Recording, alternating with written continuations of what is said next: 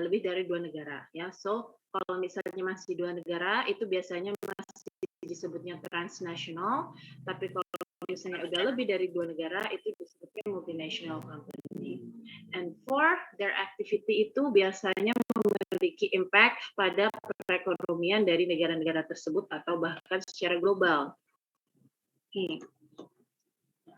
Pada umumnya multinational company itu memiliki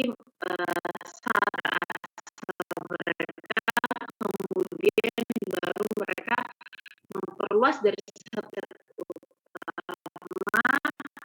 dari usaha dan membuka national company. Mereka itu sedikit banyak pasti memiliki agen di negara yang lain, atau bahkan mereka menggunakan tipe merger dan akuisisi. Nah, secara umum perusahaan multinational company dikembangkan dengan status perseorangan terbatas atau PT di berbagai negara, dan saham yang dimiliki di dalamnya dikendalikan oleh perusahaan induk. Karenanya saham perusahaan biasanya tidak terdaftar di bursa saham lokal. Nah, ada beberapa tujuan dari perusahaan multinational company ya. Jadi kenapa satu perusahaan itu mereka memutuskan ya untuk berkembang biak ya, mengembangkan diri dari taraf lokal menjadi taraf transnasional kemudian multinasional. Yang pertama adalah tujuan raw material seeker atau pencari bahan ya dan memperoleh bahan yang diproses atau diproduksi di negara lain. So, salah satu alasannya adalah mereka itu langka ya atau bahan baku yang mereka butuhkan untuk produksi ya produk utamanya itu di negara sendirinya itu mahal. Nah, kemudian mereka melihat di negara lain ada potensi yang misalnya memang sumber daya alamnya bisa memberikan hal tersebut atau produksi bahan baku tersebut di negara itu cost-nya atau biayanya cenderung lebih murah, makanya mereka biasanya akan mencoba masuk ke negara tersebut untuk bisa mengakses sumber daya itu. Kemudian yang kedua adalah market seeker, ya,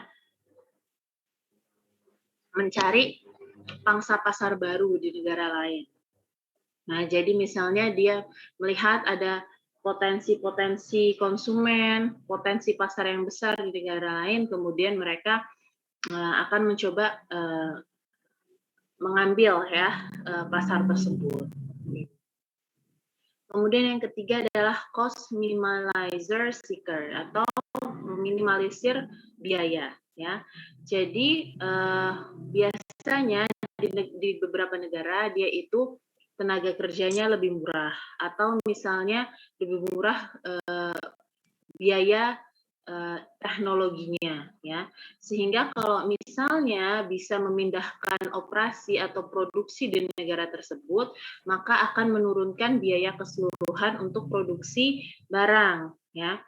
Nah, ini biasanya itu untuk tipe multinational company yang strukturnya adalah network ya, yang mereka bagi-bagi tugas di badan negara. So itu. Kemudian yang keempat adalah risk ya, minimizer seeker, yaitu perusahaan dapat mengurangi resiko produksi dan penjualan dengan mencari lokasi baru di negara lain. Ya, jadi dia mencari negara-negara yang biasanya ya, contohnya barang mereka itu masih kayak kontroversial, mungkin tidak terlalu diterima di masyarakat atau dengan adanya perubahan politik dan kebijakan pemerintah ya, jadi ada perubahan terkait peraturan untuk produksi atau pemasaran produk mereka, kemudian mereka mencari negara yang lebih bebas terkait hal tersebut ya untuk memasarkan produk itu. Kemudian yang kelima adalah profit maximization trade-off with cost minimization ya, memaksimalkan keuntungan dengan memiliki hubungan trade-off dengan meminimalkan biaya. Yang artinya perusahaan dapat memaksimalkan keuntungan dengan meminimalkan biaya produksi. Nah, dalam hal ini perusahaan dapat bertindak sebagai perantara untuk menghindari biaya yang biasanya terkait dengan pihak ketiga. Nah, Kalau misalnya untuk trade off ini, ya biasanya dia itu memiliki partnernya sendiri di satu negara, ya, yang dimana kaitannya juga dengan distributor dan supplier, ya. Kemudian dia bekerja sama dengan perusahaan lokal biasanya menjadi agen mereka di situ, ya, sehingga produksi mereka dengan produksi perusahaan lokal itu bisa di merge jadi satu, sehingga biaya untuk produksi dua perusahaan itu bisa digabungkan dengan hasil yang lebih banyak, ya, sehingga perusahaan asing itu biasanya sudah tidak memikirkan memasarkan lokal seperti apa, tidak memikirkan hubungan dengan kebijakan pemerintah, ya, dan hal-hal terkait localization yang lain karena sudah diurus oleh partnernya itu. Nah, kemudian yang keenam adalah fund seeker atau pencari dana. Nah, biasanya perusahaan itu membangun perusahaannya di tempat lain yang misalnya pinjaman dana atau peluang investasi, peluang menarik investor asing di negara tersebut itu lebih besar, ya, dibandingkan di negaranya. Nah, kadang juga kan kalau misalnya ada perusahaan asing masuk, nah, untuk investor-investor lokal banyak yang menganggap bahwa berinvestasi di perusahaan asing itu akan memberikan keuntungan yang lebih dibandingkan investasi di perusahaan lokal. Ada tipe-tipe investor negara yang beberapa negara yang seperti itu, sehingga perusahaan itu biasanya melihat peluang itu kemudian mereka masuk ke negara tersebut. Nah, kemudian tujuan yang lainnya adalah memperkuat struktur perusahaan, ya, terutama ketika mereka tujuannya adalah global. Jadi mereka memiliki banyak kaki di banyak negara, ya. Kemudian habis itu hal tersebut mengukuhkan mereka, jadi lebih stabil, ya, keadaan perusahaannya. Kemudian yang kedelapan adalah perusahaan akan lebih mudah bagi mereka untuk mengakses pengetahuan dan juga terkait teknologi yang lebih maju, lebih terbaru, ya, karena mereka ada di beberapa negara, ya. Kemudian pengetahuan dari negara tersebut itu bisa mereka dapatkan. Kemarin kita sudah bahas terkait hal tersebut, ya, bahwa ada pertukaran pengetahuan dari perusahaan induk dan perusahaan anak, ya, sehingga hal tersebut menjadi suatu keuntungan bagi perusahaan karena mereka bisa mengakses pengetahuan lokal tersebut first hand. Juga kalau misalnya negara tersebut seperti Jerman yang teknologinya perkembangannya pesat, mereka bisa first hand on that, sehingga membantu mereka untuk mendorong dari sisi kreatif dan inovatifnya. Ada beberapa karakteristik perusahaan multinasional, ya. Yang paling pertama adalah pasti mempunyai anak perusahaan atau cabang di luar negeri, ya. Dan lebih dari 2 negara, karena kalau cuma 2 negara yang terlibat itu transnasional masih dihitungnya. Kemudian biasanya perusahaan multinasional itu memiliki kecanggihan pada teknologi dan juga pengetahuannya. Karena tanpa hal tersebut, maka akan susah bagi mereka untuk bisa tetap mempertahankan produksi dengan ritme yang sama di berbagai negara. Kemudian memiliki kontrol terhadap modal, ya, biasanya itu sentralisasi untuk modal kayak tadi, karena memang perusahaan induk biasanya investasinya itu terkaitnya dengan perusahaan induk, bukan perusahaan anaknya. Kemudian sistem manajemen dan distribusi secara global, memiliki visi dan misi yang global juga mendunia. Kemudian multinational internationally owned enterprises. Jadi perusahaan akan lebih mengarah pada kepemilikan usaha dari satu induk perusahaan yang melakukan penyebarluasan berbagai cabang produksi ataupun perdagangan atau kegiatan usahanya di negara lain. Ya, jadi kepemilikannya satu di perusahaan induk, namun dia menyebar ke negara yang lain. Kemudian ada multinational financial controlled enterprises, yaitu fokus dari perusahaan ini adalah lebih dari pemodalan atau dalam pembiayaan, di mana MOE, ya, dan MCE, ya, MOE and owned enterprises, kegiatan perusahaan di dalamnya akan diawasi oleh lebih dari satu negara, ya. Jadi ada yang tipenya MOE. Kalau MOE itu diawasinya secara terpusat, ya jadi dari induknya. Tapi kalau yang MCE karena dia modalnya dari banyak arah, maka nanti biasanya ada board pengawasnya, board monitoring boardnya. Nah itu terdiri dari orang-orang yang menanamkan modal di situ dari stockholder-nya. Oke, kemudian apa sih kelebihan perusahaan multinasional ya? Kenapa perusahaan itu harus go global ya, harus membuka cabangnya. Jadi ada beberapa kelebihan. Yang pertama, keuntungan adanya mata uang asing dengan adanya investasi dalam sektor ekspor ya, di mana hal ini juga memberikan keuntungan pada international trade dari negara yang dimasuki oleh multinational company itu.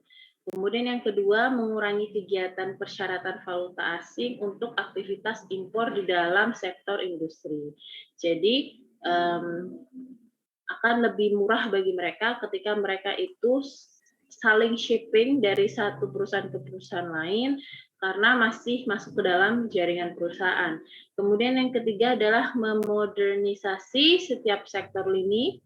Yang keempat adalah mendukung pembangunan dalam negeri ya. Yang ketiga dan keempat itu karena karena adanya aliran pengetahuan, knowledge transfer dan juga technological transfer ya dari satu perusahaan ke perusahaan yang lain ya, yang mereka masih masuk ke satu jaringan multinational company, sehingga perusahaan-perusahaan anak ini yang mereka itu posisinya berada di negara yang kurang maju, mereka bisa mengakses pengetahuan dari negara-negara maju ya, di mana perusahaan multinational company itu ada, sehingga bisa memodernisasi, artinya mempercanggih teknologi produksi dari perusahaan-perusahaan anak yang lain, dan juga mendukung pembangunan dalam negeri dikarenakan adanya pertukaran pengetahuan, teknologi, dan juga peningkatan ke aktivitas ekonomi secara global. Kemudian yang kelima, mampu meningkatkan pendapatan masyarakat karena nanti banyak masyarakat juga pastikan yang mendapatkan lahan pekerjaan.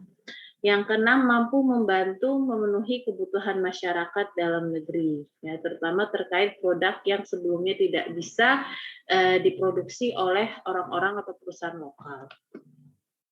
Nah, tapi perusahaan multinasional juga ada kekurangannya. Yang pertama, ketika perusahaan multinasional atau perusahaan asing masuk ke dalam suatu negara, itu juga bisa mematikan perusahaan lokal, karenanya ada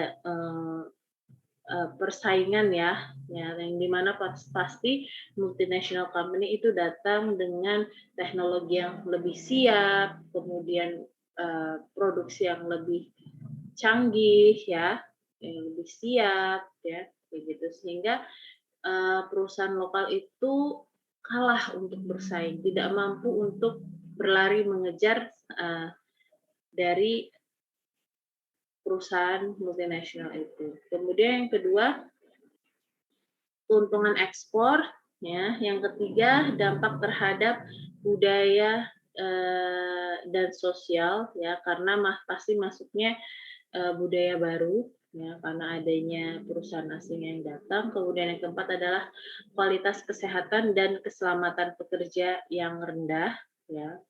Yang kelima, dapat menyebabkan kerusakan lingkungan. Yang keenam, pekerja yang disediakan berketerampilan rendah ya. Jadi karena biasanya kalau multinational company datang mereka dengan standar yang lebih tinggi, sometimes ketika mereka pergi ke negara yang masih berkembang, sumber daya manusia atau sumber tenaga kerja yang ada di negara tersebut itu tidak memiliki pengetahuan dan keterampilan yang sama yang disediakan di negara yang lebih maju, sehingga akan membuat struktur di perusahaan tersebut ya, lini menengah ke atas itu biasanya diduduki oleh orang-orang asing, dan lini menengah ke bawah itu diduduki oleh orang-orang lokal, sehingga orang-orang lokal itu tidak bisa naik ya ke manajerial atas. Nah, namun Itu kasusnya berbeda di setiap negara tergantung dengan perjanjian mereka ya dengan pemerintah setempat atau bagaimana cara mereka lokalisasi dengan nilai-nilai daerah. Contohnya kemarin ada yang di Afrika, paper yang minggu lalu yang dari teman kalian itu menunjukkan bahwa kalau misalnya mau masuk ke sana itu pasti ada perjanjian agar orang-orang lokal itu juga menerima kesejahteraannya, tidak hanya perusahaan asing yang bisa memanfaatkan atau mengambil sumber daya alat yang tersedia. Kemudian next adalah bentuk-bentuk multinational company.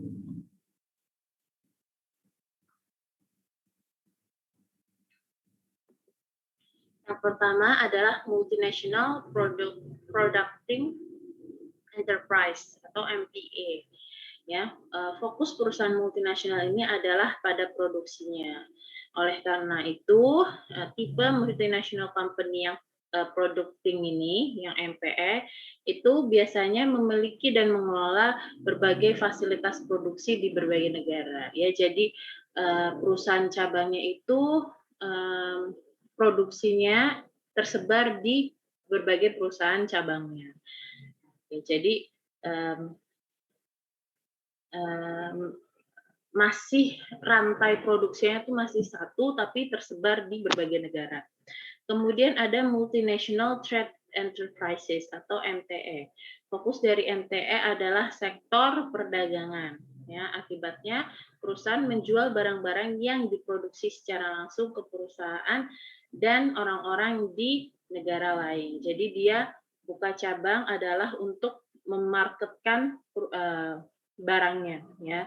Jadi dia misalnya ada perusahaan asing di Indonesia, dia buka di Indonesia bukan untuk produksi tapi untuk memasarkan produk yang diproduksi di misalnya headquarter atau headquarter memilih negara lain ya misalnya di Cina untuk produksi kemudian barang dari Cina yang sudah diproduksi itu yang kemudian di marketkan atau dipasarkan ke Indonesia atau Malaysia atau negara lain di mana memiliki cabang untuk multinational trade enterprises ini. Nah, tipe yang ketiga adalah multinational internationally owned enterprises. Jadi perusahaan ini berkomitmen untuk kepemilikan bisnis dari satu perusahaan induk, menyebar kegiatannya di cabang-cabang produksi atau perdagangan atau di negara lain. Ya, jadi dia hampir sama dengan MPE, ya. Dia menyebarkan produksinya, namun kalau misalnya on enterprises ini dia juga menyebarkan kepemilikannya. Jadi misalnya Harley Davidson luar negeri, ada Harley Davidson Indonesia, yang mengepalai Harley Davidson Indonesia itu adalah orang Indonesia ya. Jadi kayak dia cloningan ya, copy paste yang gitu seperti itu. And then the last one adalah multinational financial control enterprises. Jadi fokus perusahaan ini adalah modal atau pendanaan. Kalau di MOE dan MCE kegiatan perusahaan diawasi oleh beberapa negara. Karena apa? Karena investornya banyak, jadi stockholdernya biasanya dari berbagai orang. Ya kemudian yang menjadi CEO-nya juga banyak kayak gitu. Cuman MOE itu lebih tersentralisasi ya untuk pengawasannya, tapi kalau MCE itu lebih menyebar ke pengawasannya. Jadi biasanya kalau MOE itu dia kepemilikannya itu menyebar, namun dia board director-nya itu tetap satu. Tapi kalau MCE itu dia itu board director-nya itu di setiap negara ada board director. Jadi yang mengawasinya itu terdesentralisasi, tidak tersentralisasi. Okay, and then moving on to the types of organization structure. Jadi struktur-struktur organisasi untuk perusahaan-perusahaan MNC. Okay, for this one, we're going to watch a video. Ya, untuk penjelasan ini kita akan menyimak dari video terlebih dahulu. So the video would be in English. Jadi tapi nggak apa-apa nanti kita akan uraikan bersama-sama inti dari isi video tersebut.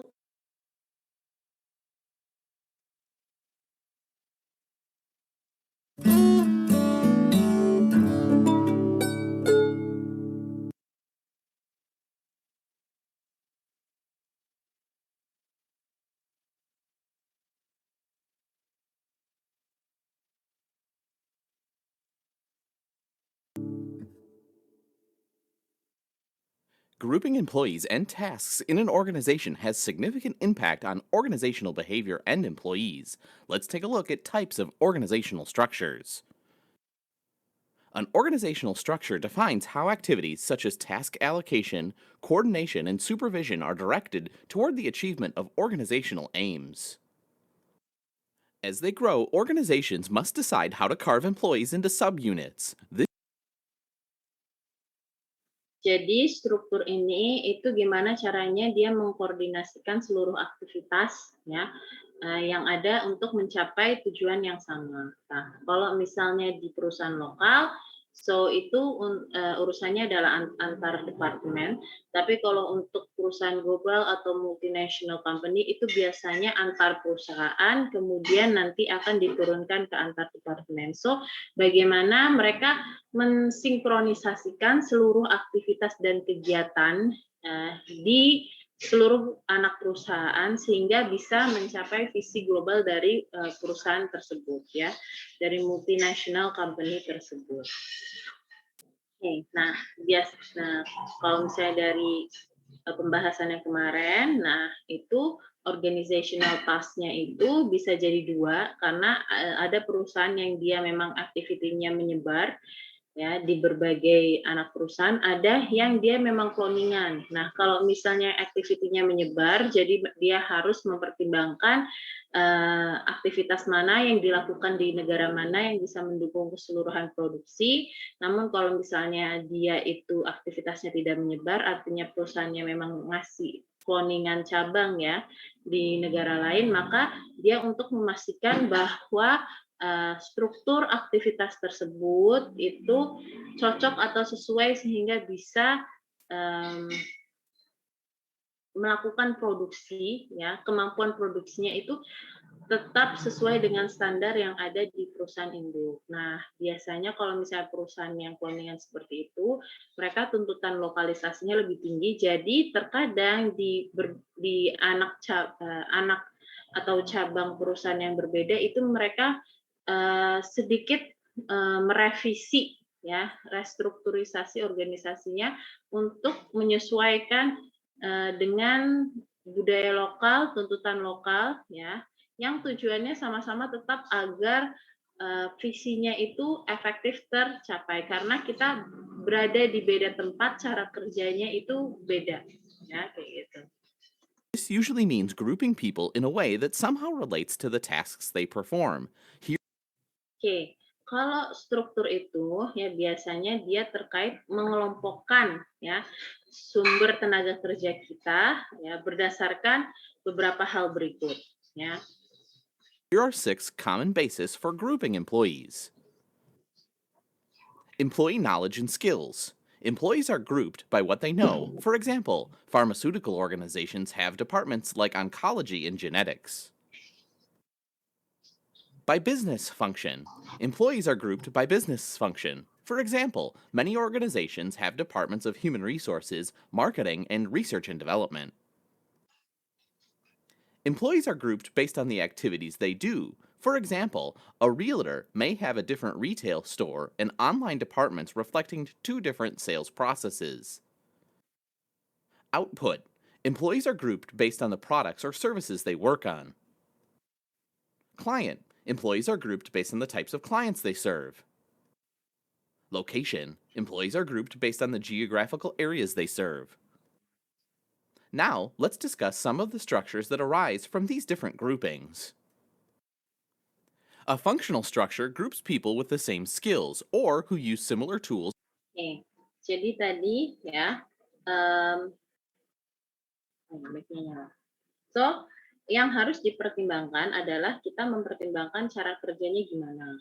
Nah, biasanya kalau misalnya kita mau membuat struktur itu ya biasanya diformulakan ya pertama di perusahaan induknya. Kemudian dia mencoba membuat bagaimana kayak production chain-nya itu grouping resource yang ada ya sesuai dengan kebutuhan produksinya ya berdasarkan beberapa hal tadi ya. Jadi kalau misalnya untuk satu perusahaan dia ngegroupingnya ada yang berdasarkan skill. Nah, berdasarkan skill ini kita mengelompokkan orang sesuai dengan bidang keahlian. Nah, biasanya untuk yang skill ini tipe-tipe perusahaan yang dia bergerak di bidang sains ya atau medical ya. Contohnya di sini adalah farmasi, kemudian mereka memiliki departemen onkologi dan juga genetik. Jadi orang yang di onkologi adalah ahli-ahli onkologi, yang di genetik adalah ahli genetik. Biasanya untuk kebutuhan research and development, kalau misalnya terkait science dan juga medical, ya berarti misalnya pengembangan obat, ya seperti itu untuk analisisnya, mereka harus memiliki kelompok-kelompok dari para ahli, ya untuk bisa menjalankan aktivitas produksi tersebut. Kemudian Toward the achievement of as they grow relates to the basis for improved by what they know have departments. yang kedua By business function atau fungsinya ini tuh yang paling common, yang paling sering digunakan adalah berdasarkan fungsinya. Nah, ini biasanya untuk perusahaan-perusahaan yang produksi biasa atau servis biasa secara umum ya. Jadi digrupkan berdasarkan fungsi-fungsinya, misalnya fungsi keuangan, fungsi pengelolaan SDM, fungsi pemasaran, fungsi riset and development dan pengembangan ya seperti itu. Nah,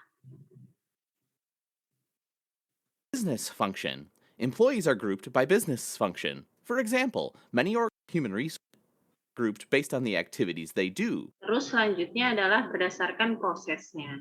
Nah, proses itu maksudnya aktivitas apa aja sih yang mereka lakukan.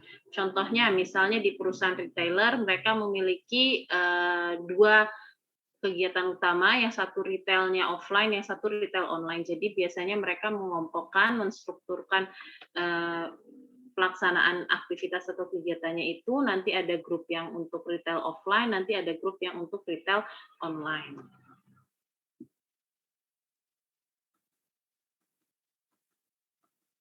Nah, kemudian yaitu untuk output-nya.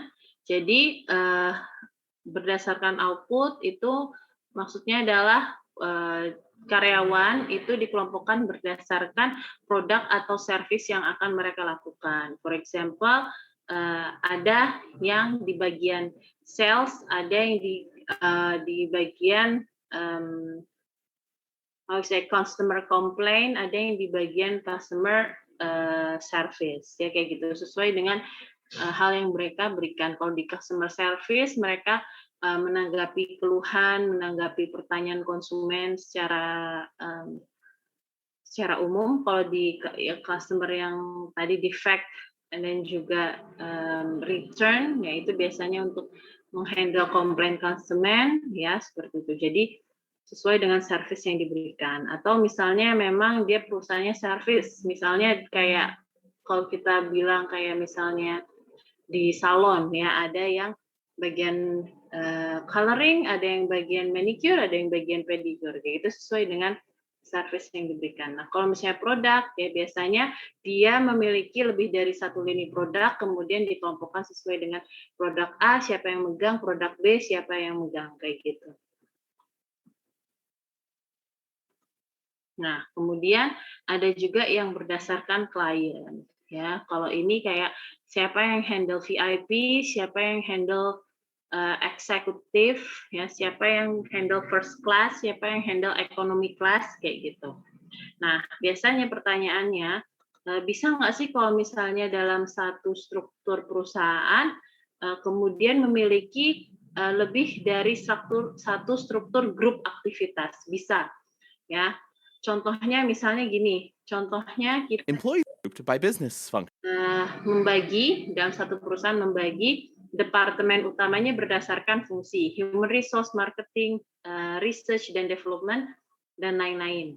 Nah, di dalam research and development, kita bagi lagi menggunakan fungsi dari pembagian berdasarkan skill, ya. Atau misalnya di bawah departemen marketing kita ganti berdasarkan proses. Ada yang menjalankan marketing online, ada yang menjalankan marketing offline. Ya, jadi bisa sebenarnya dia di-combine, ya, pembagian berdasarkan grup-grup ini. Nah, dan yang terakhir adalah dibagikan berdasarkan lokasi. Nah, biasanya contohnya orang-orang pemasaran atau orang-orang sales itu biasanya kan dibagi kelompok Jogja. Jogjanya juga biasanya dibagi kelompok Jogja Kota, kelompok yang Sleman, kelompok yang Bantul, ya seperti itu. So, kalau untuk activity group yang dilaksanakan itu biasanya bisa digabungkan. Nah, Location. Employees are grouped based on the geographical area. Now, let's discuss some of the structures that arise from these different groups. Nah, kemudian ya biasanya ada dua cara untuk menentukan struktur organisasi. Ada yang top to bottom, nah tapi lebih banyak digunakan bottom to top. Artinya apa? Mereka mendefinisikan dulu, ya, mendeskripsikan dulu, membagi dulu apa yang harus dilakukan di lini bawah, ya, agar produksinya itu berjalan, ya. Kemudian baru mereka ke lini atas, ke pembuat kebijakan, ya. Nah, kenapa bottom to top itu sekarang lebih banyak digunakan, lebih common digunakan untuk menentukan struktur organisasi karena hal tersebut lebih fungsional.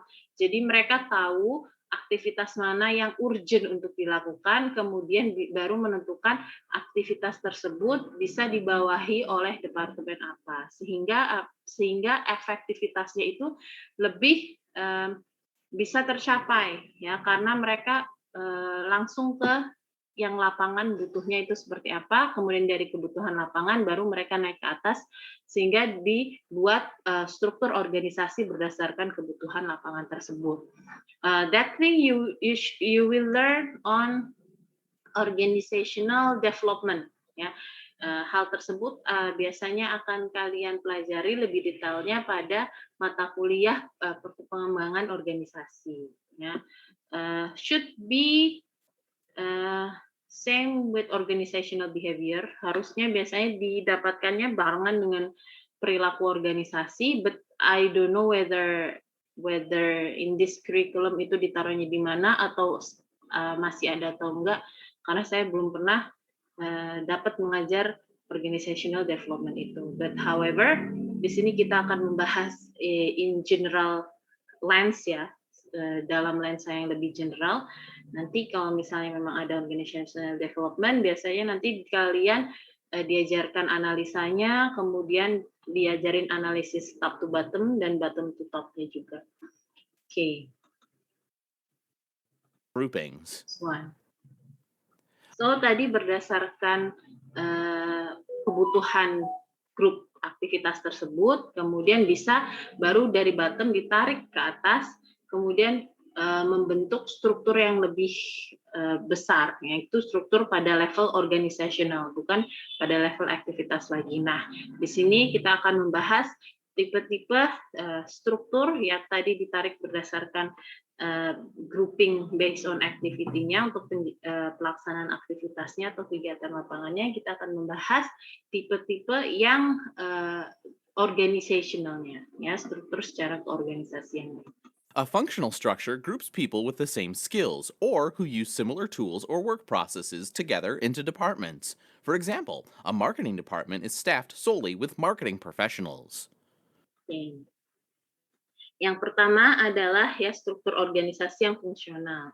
Nah, struktur organisasi yang fungsional itu biasanya tadi dari grup-grup yang kita udah buat di bawah itu, kemudian kita identifikasi mana grup yang kebutuhannya itu membutuhkan keterampilan yang sama atau hampir sama, ya. Kemudian mereka membutuhkan alat kerja atau proses kerjanya pada departemen itu juga hampir sama. Nah, kemudian departemen-departemen kecil tersebut, grup-grup tadi, kemudian digabungkan ke dalam satu departemen besar. Biasanya contohnya adalah ketika kita ngomong pemasaran dan sales, ya. Meskipun itu dua hal yang berbeda, namun aktivitasnya itu cenderung mirip sehingga biasanya mereka nanti akan dibawahi atau digabungkan ke dalam satu departemen yang namanya Departemen Marketing and Sales kayak gitu. Nah, a division is a collection of functions organized around a particular geographic area, a geographic structure, product or service, a product structure, or market, a market structure. Divisional structures are common among organizations with many products or services, geographical areas, and customers. nah, kemudian selanjutnya ada yang divisional. Divisional itu bisa dibagi berdasarkan beberapa hal. Pertama, geographical structure, yaitu lokasi geografisnya, produk atau service, tipe produk dan tipe servisnya, dan juga market structure-nya. Biasanya kalau misalnya untuk perusahaan yang menggunakan divisional organizational structure ini adalah tipe perusahaan yang dia itu menargetkan market yang berbeda. Jadi ada banyak market yang ditarget, ada banyak lokasi yang ditarget, mereka punya banyak cabang di lokasi tersebut, dan mereka memiliki lini produk yang banyak. For example adalah Unilever. Okay. Next. Same skills or who use similar tools or work departments. Department is staffed marketing professional. A division is a collection of functions organized around a particular geographic area, a geographic structure, product or service, a product structure, or market, a market structure. Divisional structures are common among organizations with many products or services, geographical areas, and customers. When employees report to both a project or a product team and to a functional manager, they're working in a matrix structure. Employees represent their function in their work team, which allows the team to house all of the skills and expertise it needs to perform effectively and make good decisions. Project managers coordinate the different functional contributions to the project and are held accountable for the team's performance. Oke, kalau yang matrix itu, dia itu dalam satu struktur ada dua fungsi. Jadi ada departemen, ada project. Nah, yang permanen itu adalah yang dibagi per departemen. Yang project itu tidak permanen. Jadi project itu kan sifatnya temporary atau sementara. Jadi ketika ada satu project, misalnya mau ada global campaign, kemudian dia mengambil dari masing-masing divisi orang yang dianggap dia butuhkan skillnya, posisinya, kemampuannya untuk bisa mengerjakan proyek tersebut. Jadi nanti akan ada manajer departemen, ada manajer proyek, sehingga karyawannya itu dia akan memiliki dua supervisor. Jadi dia harus report, ya, laporan ke manajer departemennya untuk pekerjaan dia di departemen, ya, dan dia juga harus report ke manajer project untuk melaporkan kinerja dia, hasil kerja dia di posisi dia dalam project tersebut. Oke, next terus. Geser terus ini.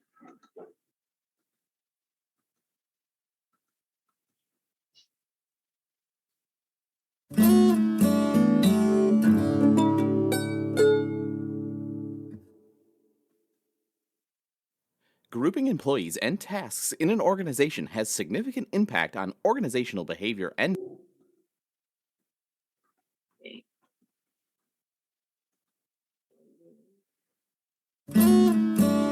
graphic structure, product or service structure, differs. Product team into a functional manager. They're working in a matrix structure.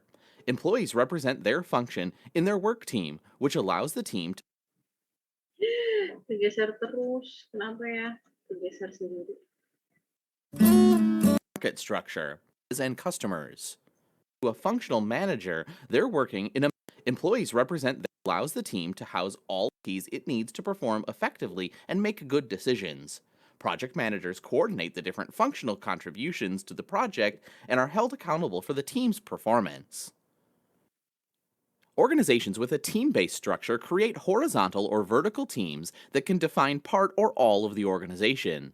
Unlike matrix teams, in a team based structure, performance team members form different functions and are permanently assigned to the project or product team and do not report to a second functional manager.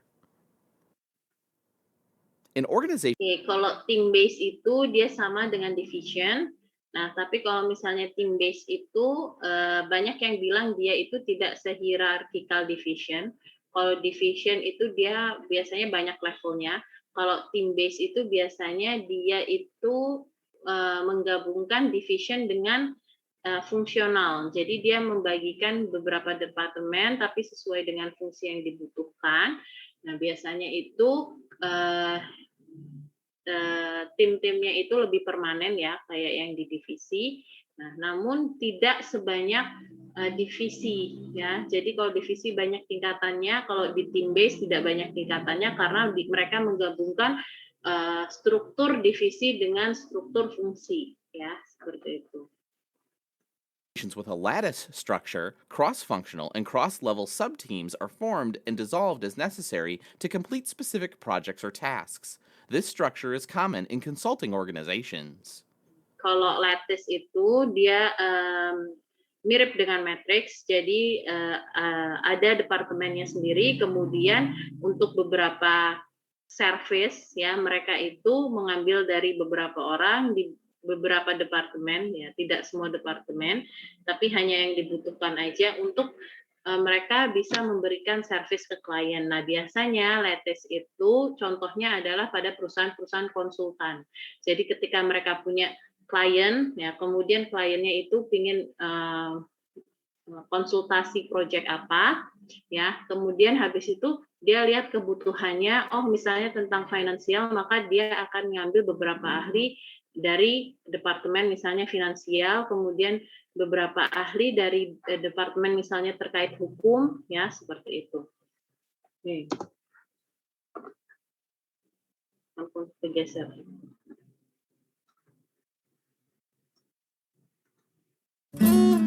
Present their function allows the team, project management, part or all of the organization. Level subteam. This structure is network organization is a collection of autonomous units or firms that act as a single larger entity using social mechanisms for coordination and control. Because network organizations contract out any function that can be done better or more cheaply by outside firms like marketing or payroll, managers spend a lot of time coordinating and controlling the network of contractors and strategic alliances. Oke. Nah, kalau network itu dia itu produksi perusahaannya itu terdiri dari beberapa unit yang mereka itu memang mandiri ya. Contohnya mereka memiliki kontraktor di perusahaan lain. Contohnya kebanyakan adalah outsourcing.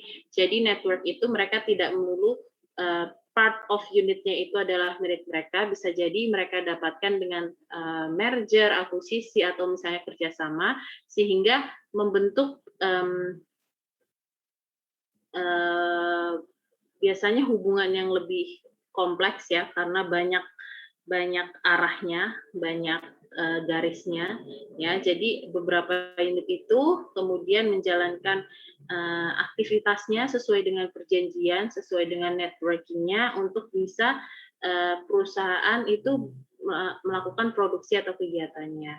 Contohnya misalnya perusahaan itu adalah perusahaan pembangunan. Biasanya kalau perusahaan-perusahaan yang pembangunan itu mereka akan menerima kontrak untuk pembangunannya. Nah, kemudian untuk melakukan aktivitasnya mereka akan bekerja sama dengan perusahaan yang menyediakan kontraktor, akan mencari bekerja sama dengan perusahaan yang memiliki bisa memasok sumber daya materialnya, kemudian bekerja sama dengan perusahaan misalnya konsultan yang akan mengkonsultasikan terkait cash flow-nya dan juga pengelolaan SDM-nya, kemudian ada firm hukum yang bekerja sama juga ya. Jadi untuk produksinya itu mereka saling berhubungan satu sama lain ya berdasarkan tadi social networking ataupun kerjasama corporation.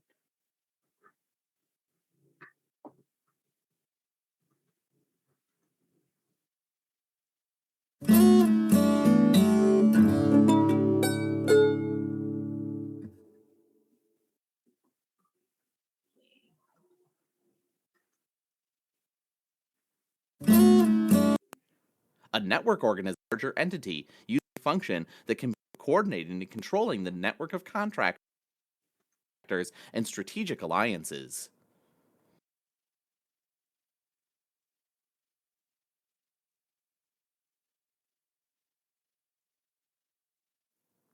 Organizational structure provides the context in which employees, teams, and the organization perform.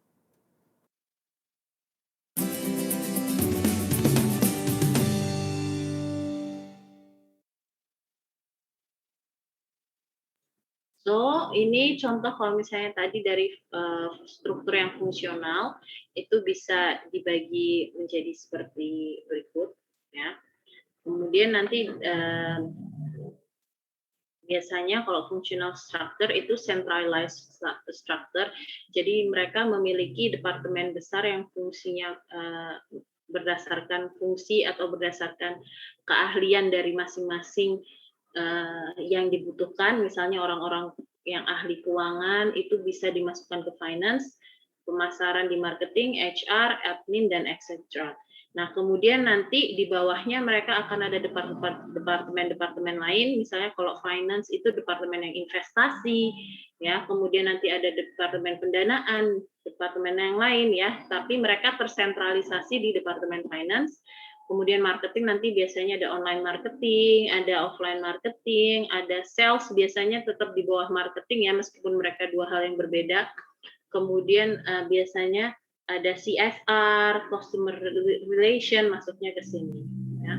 HR nanti biasanya ada HRD ya, kemudian ada employee safety ya, keselamatan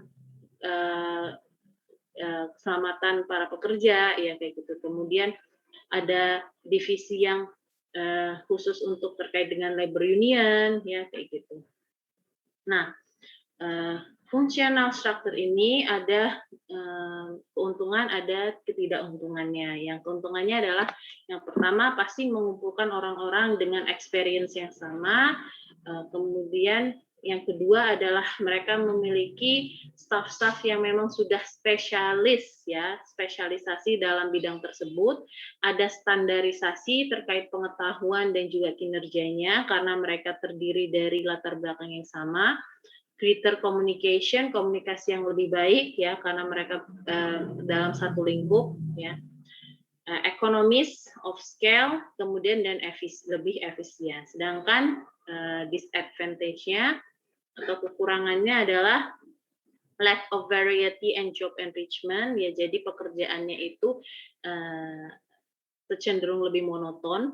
Nah, limits flair and ingenuity, greater birokrasinya lebih tinggi, form filling lebih banyak kegiatan administrasionalnya, compromise and functional requirements. Jadi ada kebutuhan terkait persyaratan untuk kompromi secara fungsional. Jadi biasanya mereka itu cenderung monoton, kemudian habis itu toleransinya lebih rendah, ya, kemudian lebih banyak birokrasi, lebih banyak yang administrasional karena mereka terdiri dari satu fungsi, orang dari satu spesialisasi yang sama. Oke. Nah, ini adalah contoh yang divisional. Ya, divisional itu ini contohnya adalah multinational company yang dia memiliki banyak produk. Ya, jadi biasanya dari pusat dibagi ke dalam lini produksi divisi, ya A, B, C, D. Kemudian di bawahnya ada departemen fungsionalnya. Ya, seperti itu. Kemudian ini yang matrix, ya, yang matrix itu ada dua manajer divisi dan manajer project, ya. Kemudian manajer project dan divisi ini membawahi beberapa orang di dalam tim, ya, yang terdiri dari berbagai orang dari masing-masing departemen, ya. Yang project manager ini sifatnya adalah dia temporary, yang ini adalah permanen, ya, divisional. Nah, jadi nanti seperti ini. Ya, bedanya project base sama team base, kalau misalnya project base itu dia cenderung kayak cenderung membentuk satu tim yang dikhususkan untuk satu project. Tapi kalau misalnya untuk team base, ya, dia itu projectnya itu, ya, dia itu mengambil banyak, ya, karyawan, ya, banyak tenaga kerja dari berbagai tim. Oke. Nah, sehingga tidak ada tim yang permanen, ya, kayak gitu. Nanti biasanya ini dari beberapa divisi, kemudian dimasukkan ke sini jadi tim A, jadi kemudian mengerjakan proyek A, tim B mengerjakan proyek B. Kekurangannya adalah apa? Kalau misalnya kita hanya memiliki karyawan dengan pengetahuan karyawan jumlah yang terbatas pada satu pengetahuan, ya. Jadi misalnya kita cuma punya satu nih karyawan yang ahli dalam bidang HR, ya, human resource. Tapi kedua project ini, ya, butuh orang yang human resource. Jadi kalau misalnya di project base orang itu sudah masuk ke tim A, dia nggak bisa masuk ke tim B, nanti malah tim B-nya jadi tidak efektif karena dia kehilangan satu orang yang bisa memerankan atau menjalankan fungsi memberikan masukan terkait HR di situ. Nah, tapi kalau misalnya berdasarkan team base, ya, ini adalah divisi-divisinya. Tim ini adalah divisinya. Kalau misalnya di project base, di sini ada divisi lagi. Nah, tim ini ada divisinya.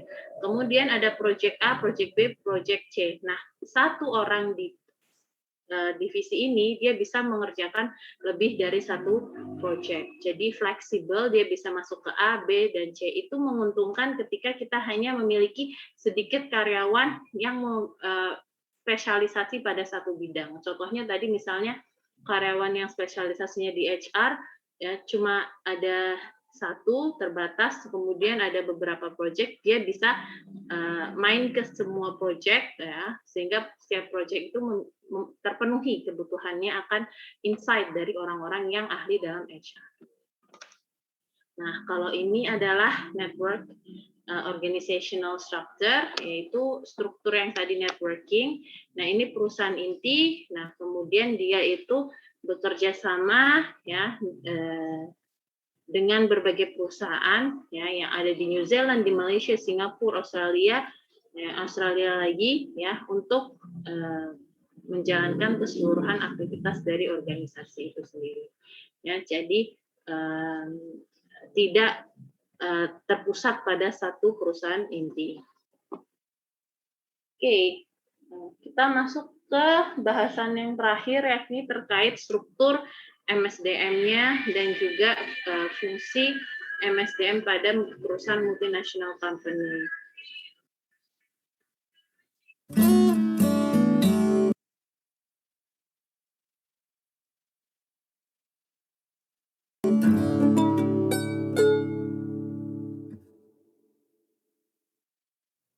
It's helpful to have a little background on the array of institutional structures, functions, and placements of human resource departments in the public sector. These departments are key staff units in all but the smallest jurisdictions. Human resource offices combine both rule proclamation and rule implementation for some of the most important and visible policies in their organizations. When human resource departments provide direct services, which they frequently do, they have supportive and educational roles. When most human resource services are provided by a single department, HR is considered centralized.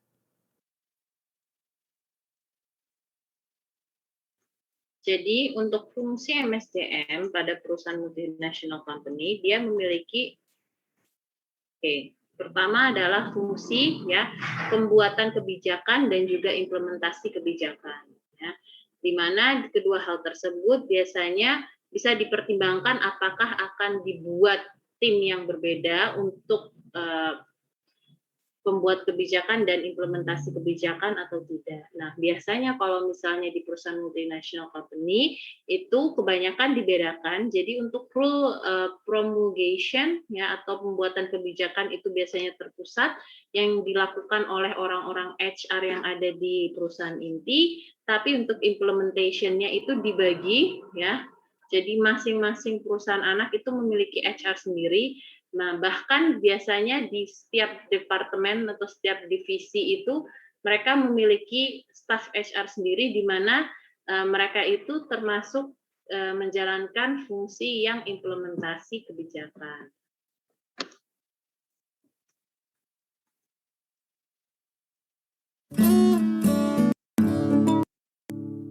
Of institution, these department units, human resource and relation important and visible when human resource departments provide direct services, which they Nah, frequently do. kemudian ya, yang perlu dipahami bahwa ketika kita menentukan struktur manajemen sumber daya manusia di satu perusahaan, kita harus paham bahwa fungsi mereka adalah support ya, mendukung yang memenuhi kebutuhan ya dari karyawannya tersebut dan juga sebagai agen dari perusahaan untuk berinteraksi dengan karyawan, tapi mereka juga memiliki edukasi ya, role fungsi edukasi ke karyawan terkait apa sih yang diekspektasikan dari organisasi karyawan. Makanya bisa dibilang juga bahwa orang-orang MSDM itu jembatan, mediator antara perusahaan dengan karyawannya, ya sehingga mereka fungsi utamanya adalah untuk menyelaraskan keinginan dari perusahaan dengan kebutuhan dari karyawan. Ya, oke. Next.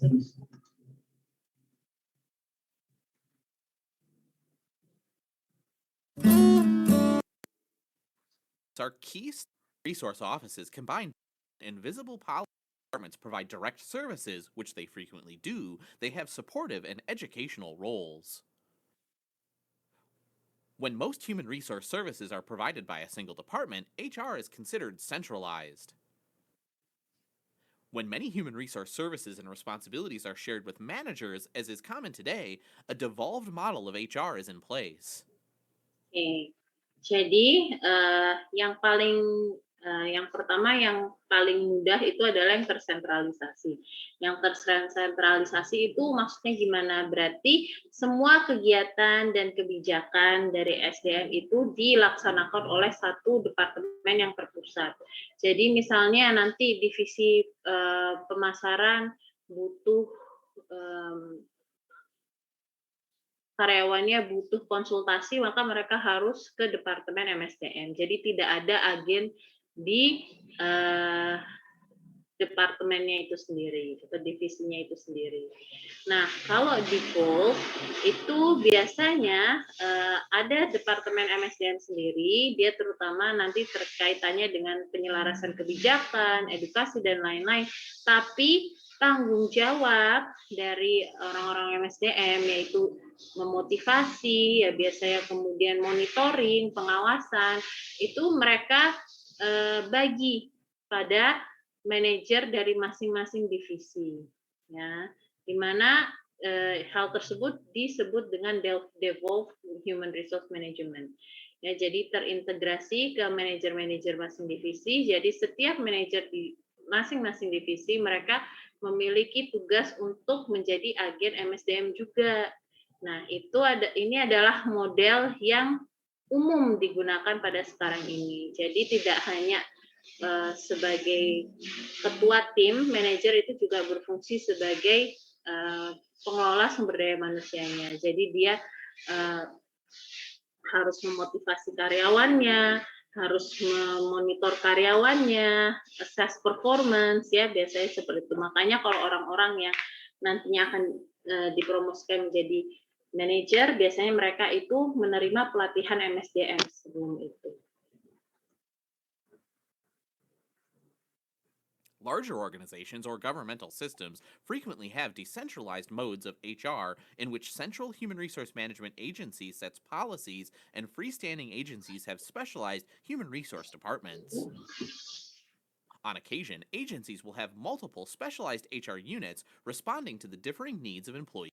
Oke, kemudian yang desentralisasi. Desentralisasi itu bentuknya adalah jadi ada Departemen MSDM yang terpusat di pusat yang besar itu adalah untuk yang menentukan kebijakan. Kemudian mereka itu nanti juga ada masing-masing agen dari Departemen MSDM itu yang masuk ke divisi yang berbeda yang ada di perusahaan. Jadi di finance nanti ada orang MSDM sendiri, kemudian marketing ada orang MSDM-nya, kemudian misalnya di operation ada orang MSDM-nya, research and development ada orang MSDM-nya, di mana agen-agen tersebut itu membantu untuk implementasi dari kebijakan yang dibuat oleh Departemen MSDM pusat.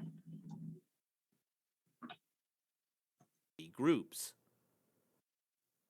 Still another possibility is an outsourced HR model, which sometimes occurs with service functions. Nah, untuk yang specialized ya, biasanya ini perusahaannya itu memiliki HR yang terdiri dari beberapa divisi. Jadi HR kemudian ada divisi khusus rekrutmen dan seleksi, ada divisi khusus training and development, ada divisi khusus untuk performance assessment, ada divisi khusus untuk kesehatan dan keselamatan kerja, ya seperti itu. Nah, biasanya ini untuk agensi-agensi yang dia itu lebih besar. Nah, kemudian mereka itu banyak bekerja di bidang service yang dimana banyak mengandalkan human to human communication, ya makanya well-beingness dari employee-nya itu sangat diperhatikan. Needs of employee groups. Still another possibility is an outsourced HR model, which sometimes occurs with service functions. The various functions. Kemudian ada yang versinya outsource, itu biasanya untuk perusahaan yang strukturnya network tadi, jadi pengelola SDM-nya itu berasal dari cabang di luar perusahaan atau berasal dari mitra di luar perusahaan. Ya.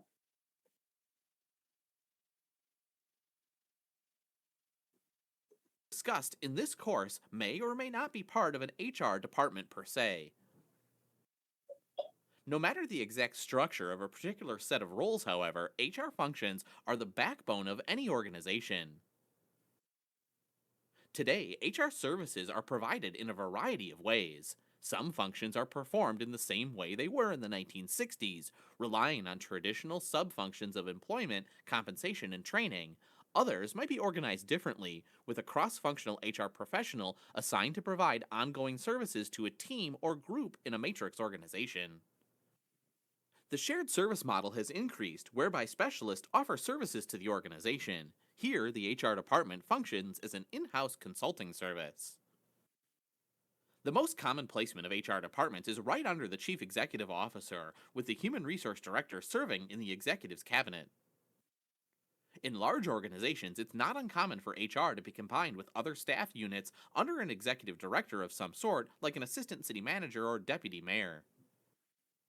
In the smallest agencies, the CEO or an executive officer then doubles as the human resource director. The strategic and executive leadership of HR departments varies extensively in jurisdictions today.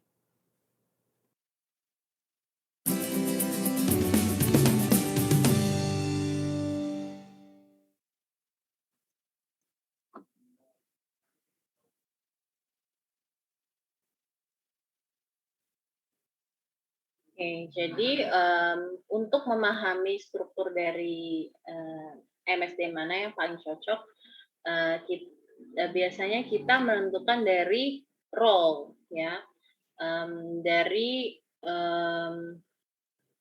peran, ya MSDM yang diharapkan pada perusahaan tersebut. Nah, peran itu sendiri eh, dipengaruhi oleh 3 hal.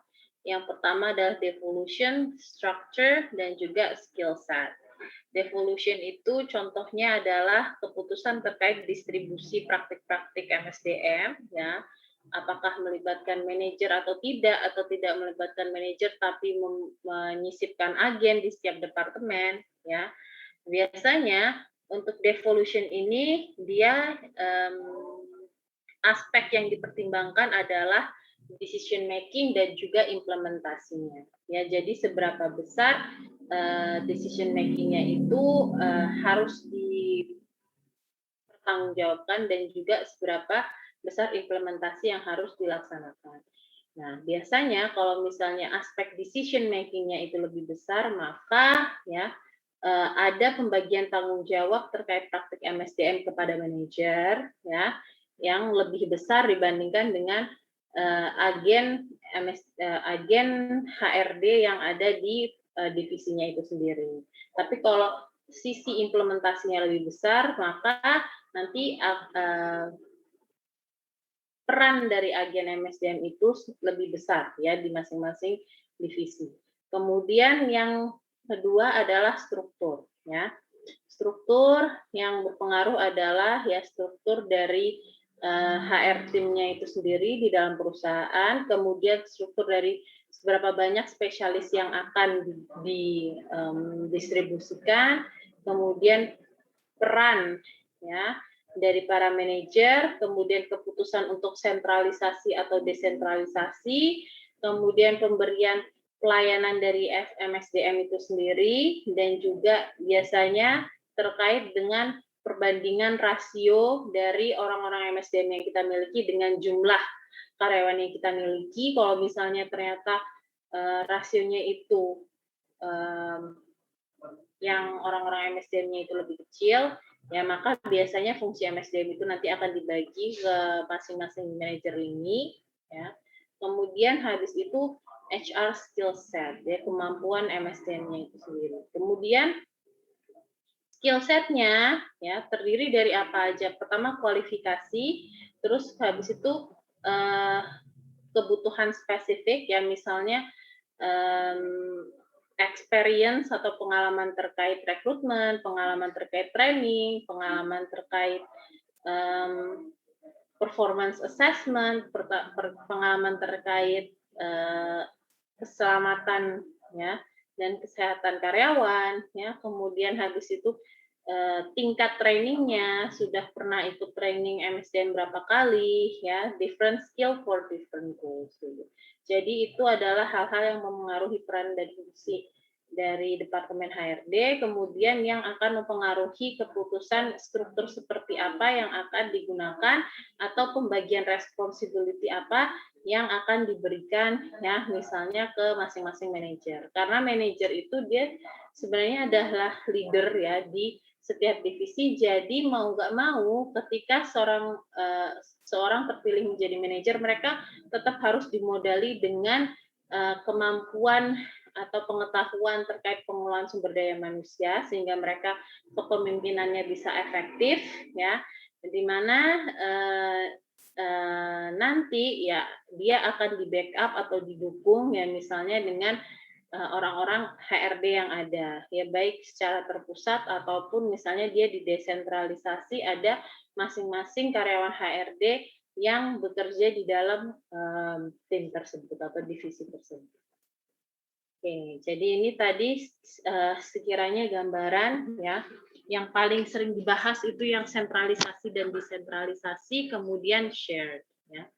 Jadi sentralisasi ya, dia ada beberapa karakteristik. Yang pertama tidak terlalu responsif ya, ketika ada keluhan ya atau permasalahan masuk karena mereka berada di pusat. Jadi untuk komunikasinya memakan waktu lebih lama, decision making-nya lebih lama. Terus no business unit control of central overhead cost. Jadi tidak ada kontrol ya untuk biaya overhead di unit utama ya. Inflexible to business unit needs. Jadi tidak fleksibel dengan kebutuhan dari masing-masing unit atau departemen yang ada, dan disconnect from business unit. Jadi mereka tidak memiliki keterlibatan ya atau keterikatan dengan masing-masing divisi atau unit yang ada di dalam bisnis. Nah, kalau desentralisasi yang pasti biayanya lebih tinggi karena selain harus memiliki karyawan di pusat, mereka harus memiliki karyawan di masing-masing unit atau divisi ya, untuk memastikan implementasi yang tepat dari yang kebijakan yang sudah dibuat di pusat. Kemudian habis itu different control environments. Jadi ada kontrol terkait dengan perbedaan lingkungan ya, terutama kan kalau misalnya kita kan punya organization culture, tapi biasanya di divisi yang berbeda, kultur kerjanya itu berbeda, sehingga kalau misalnya desentralisasi itu dia akan lebih adaptif dengan lingkungan tersebut, ya, dengan kebutuhan dari unit tersebut. Nah, kemudian membutuhkan ya usaha atau effort yang lebih besar ya karena mengurus masing-masing departemen ya, dan dia juga harus adaptasi dan harus bisa menyesuaikan menerjemahkan kebijakan yang sudah ditentukan ke masing-masing departemen implementasinya. Oke. Kemudian tapi ada yang shared. Shared itu dia menggunakan sentralisasi dan desentralisasi di saat yang bersama. Nah, itu yang biasanya common digunakan oleh perusahaan-perusahaan multinasional ya. Karena apa? Karena mereka biasanya membuat MSDM yang tersentralisasi di pusat sehingga mereka memiliki standar yang sama dalam memperlakukan karyawannya. Kemudian mereka memiliki departemen ya di masing-masing perusahaan anak, ada yang pusat juga. Ya, jadi biasanya mereka itu menerima kebijakan dari perusahaan induk, kemudian mereka lokalisasikan dan standarisasikan ke kebijakan-kebijakan untuk perusahaan anak tersebut, nanti akan mereka sebarkan ke manajer dan juga karyawan atau agen MSDM yang disebarkan di berbagai tim atau berbagai divisi dari satu perusahaan ya untuk membantu implementasinya. Oke, jadi itu sekilas terkait struktur organisasi dan juga struktur MSDM untuk perusahaan multinational company. So, selanjutnya kita akan mendengarkan, menyimak ya presentasi dari teman-teman kalian terkait dengan paper yang sudah saya bagi juga, itu juga terkait dengan struktur MSDM di multinational company. So, untuk kelompok 5 dan 6 ya hari ini. Kita mulai dari kelompok 5. Kelompok 5, siapa yang akan share screen? Saya jadikan co-host terlebih dahulu. Saya, Bu. Mbak Lia? Ya, betul. Oke. Ya, sudah saya jadikan co-host. Baik, Bu. Silahkan boleh dipersiapkan PowerPoint-nya, kemudian nanti kalau sudah siap bisa langsung dimulai saja presentasinya. Kalau begitu waktu dan tempat saya serahkan ke kelompok 5. Silahkan.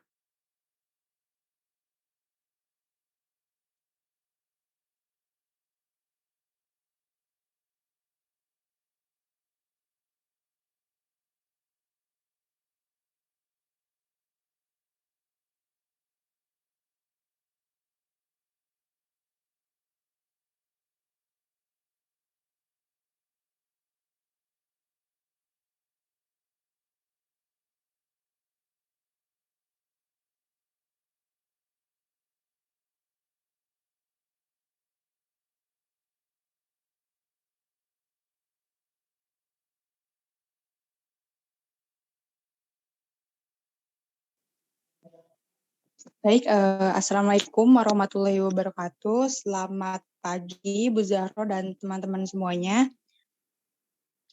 Kami di sini dari kelompok 5 yang beranggotakan Anissa Nurhasanah dengan NIM 010, saya Lia Febrianti dengan NIM 028, ada Janita Grinza Pradana NIM 054, Veda Faustina Fasi NIM 074, dan Randy Putra Pradana NIM 101.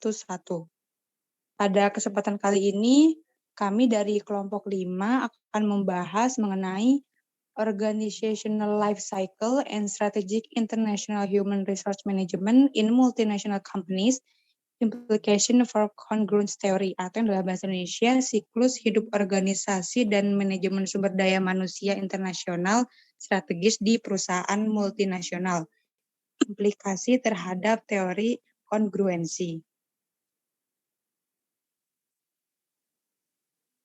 Dan yang akan kita bahas yaitu mengenai latar belakang penelitian, permasalahan penelitian, hasil penelitian, dan kesimpulan. Untuk pembahasan yang pertama mengenai latar belakang penelitian akan dibahas oleh Anissa Nur Hasanah. Yang pertama mengenai latar belakang penelitian, perilaku organisasi, teori organisasi, dan peneliti strategi telah lama berasumsi bahwa kesesuaian di antara subkomponen organisasi menghasilkan efektivitas organisasi, menurut Fry dan Smith tahun 1987. Kemudian tetapi seringkali mereka kesulitan dalam mengkonseptualisasikan dan mengoperasikan konsep. Menurut Vic Katraman 1989, Van Katraman dan Camellus 1984. Tema utama dalam literatur Human Resource Management Strategies adalah kebutuhan untuk menyesuaikan strategi sumber daya manusia dengan konteks organisasi yang lebih besar. Dalam praktik Human Resource Management Internasional atau IHRM di perusahaan multinasional atau MNC tampaknya memainkan peran tambahan sebagai mekanisme yang memungkinkan perusahaan untuk menangani masalah kontrol dan lintas budaya yang bersifat internal dan eksternal perusahaan, menurut Adler dan Gader 1989. Namun, perusahaan multinasional seringkali harus mengatasi tantangan yang lebih besar daripada perusahaan domestik dalam hal penyebaran geografis operasi, perbedaan lintas budaya, persaingan global, dan ketergantungan yang lebih besar pada divisi luar negeri. Oleh karena itu, konsep kecocokan dan fleksibilitas diharapkan menjadi lebih kompleks ketika diterapkan pada perusahaan multinasional atau MNC. Selanjutnya akan dilanjutkan oleh Randy.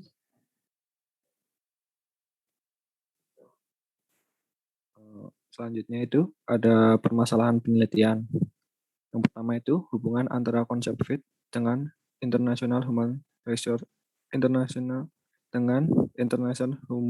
Management Strategies dan jenis konsep FIT apa yang dibutuhkan dalam praktik sumber daya manusia dalam perusahaan multinasional.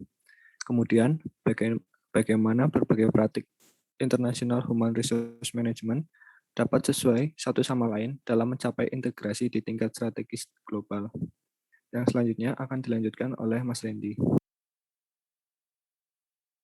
Baik, selanjutnya untuk hasil penelitian, di sini ada kesesuaian internal sama eksternal. Yang pertama itu ada gambar 1. Untuk gambar 1 ini membicarakan tentang kecocokan internal dan eksternal.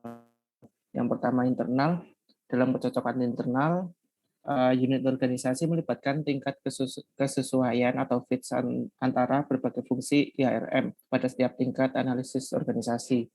Dengan kata lain, berbagai praktik IHRM, yaitu seleksi, pelatihan, penilaian, dan penghargaan, harus sesuai satu sama lain di tingkat anak perusahaan dan perusahaan asing.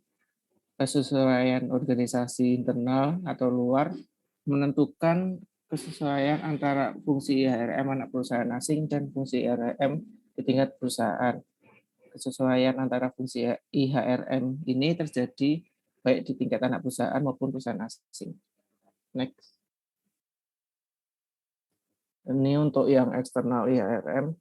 Dalam kecocokan atau kesesuaian eksternal, tujuan utama dari praktek IHRM adalah untuk memfasilitasi interaksi lintas budaya yang efektif.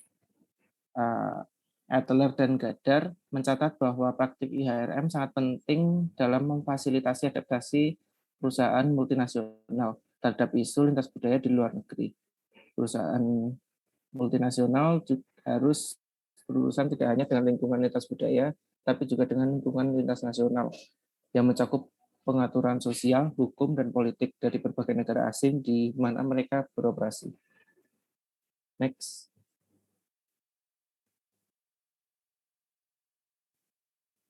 Oke, yang kedua itu gambar kedua.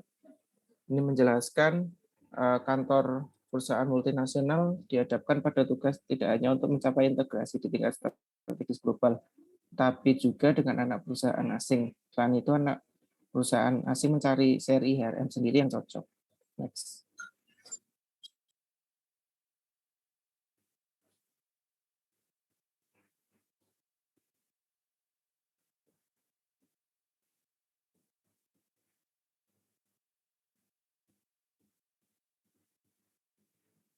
Oke, next.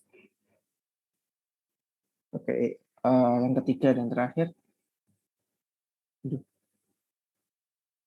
Bentar, tulisannya agak itu ketutupan nih.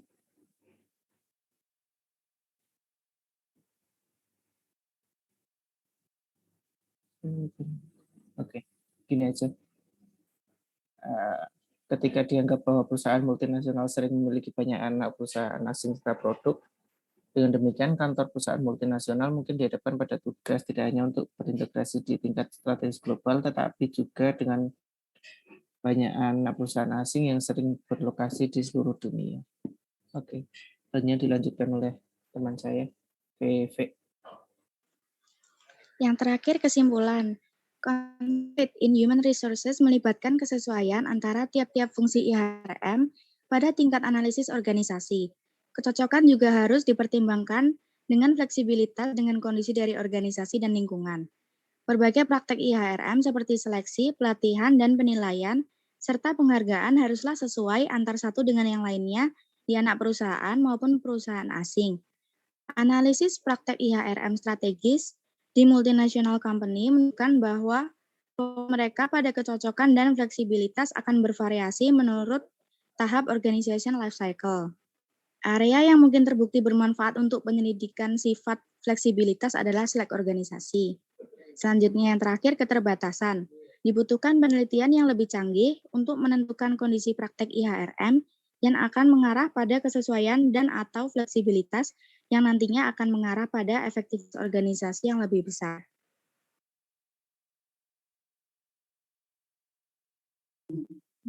Sekian presentasi dari kelompok kami. Apabila ada kesalahan kami mohon maaf. Terima kasih. Wassalamualaikum warahmatullahi wabarakatuh. Waalaikumsalam warahmatullahi wabarakatuh.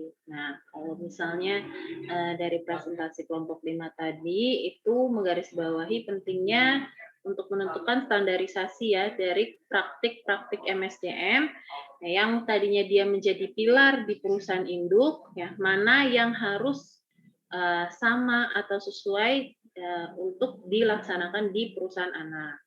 Nah, kemarin contohnya itu kalau di Unilever ya karena mereka itu untuk memastikan bahwa kualitas karyawannya itu sama sehingga nanti aktivitas, produktivitas, penerimaan knowledge ya itu bisa berjalan sesuai dengan standar, sesuai dengan standar quality-nya dari Unilever, maka dari Unilever itu untuk rekrutmen, seleksi ya dan training itu mereka sesuai dengan apa yang dilakukan di perusahaan induk. Jadi terstandarisasi. Secara global soalnya sama, kemudian kriteria seleksinya sama, proses seleksinya sama, tipe-tipe trainingnya itu sama. Nah, namun yang tidak sama adalah nanti terkait kompensasi dan juga gaji itu biasanya disesuaikan di beban kerja masing-masing ya di perusahaan karena kan kalau Unilever itu dia multi divisi, multi produk, tapi tidak semua produknya itu ada di satu negara. Contohnya misalnya Unilever yang ada di Europe sama di Asia.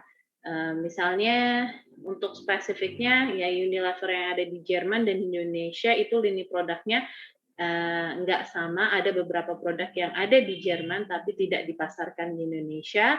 Ya, karena hal tersebut maka biasanya income-nya juga berbeda, itu juga dijadikan bahan untuk pertimbangan sehingga bayaran dan kompensasi itu disesuaikan dengan load kerja dan juga kebijakan dari masing-masing pemerintah ya di masing-masing negara.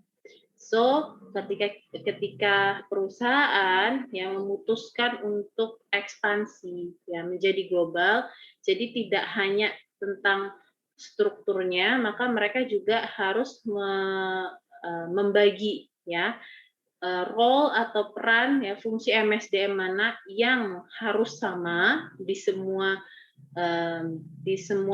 anak perusahaannya ya sehingga bisa menjamin kualitas ya karena kualitas tersebut juga menjadi nilai perusahaan dan mana yang harus dilokalisasi tadi yang harus disesuaikan dengan keadaan ya. So itu tadi ya, terkait dengan presentasi kelompok 5. So moving on to the next presentation, it will be delivered by group 6 yang akan disampaikan oleh grup 6. Grup 6 siapa yang mau share screen? Ya, Bu. Oke, Mas Guntur. Oke, saya jadikan co-host.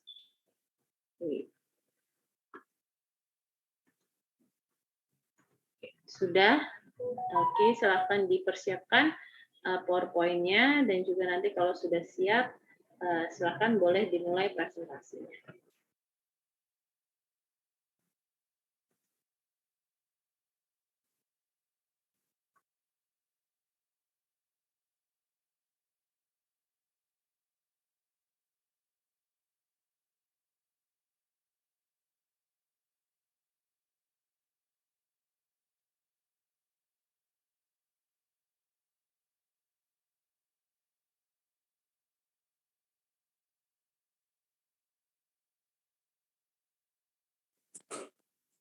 Cek.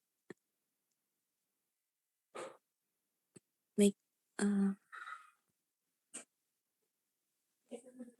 Baik, kami dari kelompok 6 izin mempresentasikan jurnal yang kemarin sudah kami analisis ya. Teman-teman sebelumnya kami buka dulu. Assalamualaikum warahmatullahi wabarakatuh. Waalaikumsalam. Baik, di sini kami dari kelompok 6 dengan topik presentasi HRM Structure and Subsidiary Discretion in Foreign Multinational in the UK. Nah, anggota dari kelompok 6 sendiri ini ada Dian Fitriana, kemudian Aulia Fauzizah, ada Guntur Dwi Prasetyo, Angela Stefani Nangin, dan saya Sri Utami.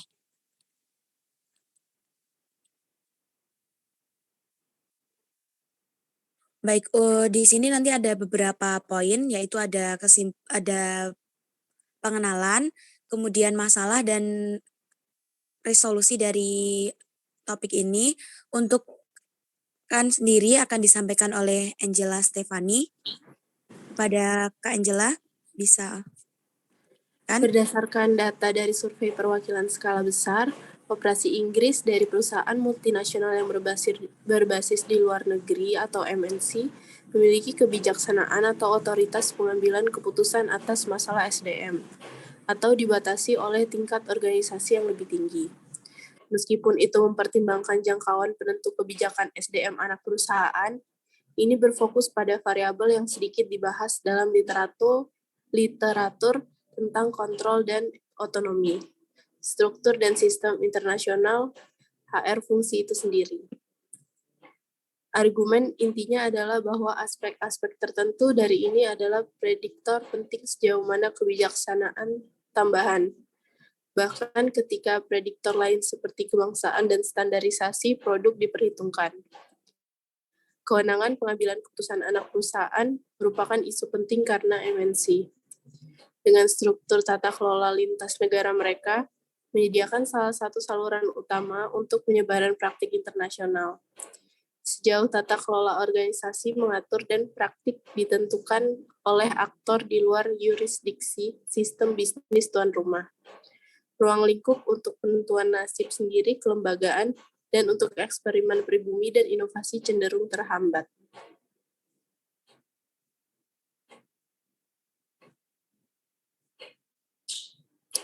Di sisi lain, tingkat keterlibatan oleh kantor pusat perusahaan dalam praktik anak perusahaan adalah mekanisme untuk inovasi yang didorong secara eksogen dalam sistem host.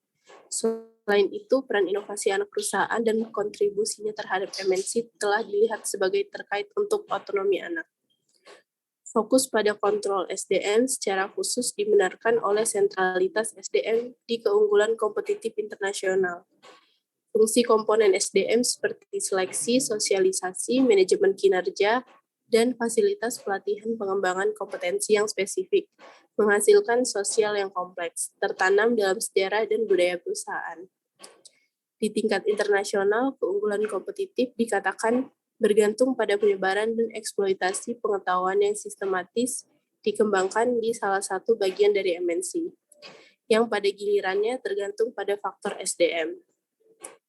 Semakin peran fungsi SDM internasional dalam membangun jaringan modal sosial lintas batas dalam MNC dipandang sebagai salah satu kontribusi terhadap daya saing perusahaan.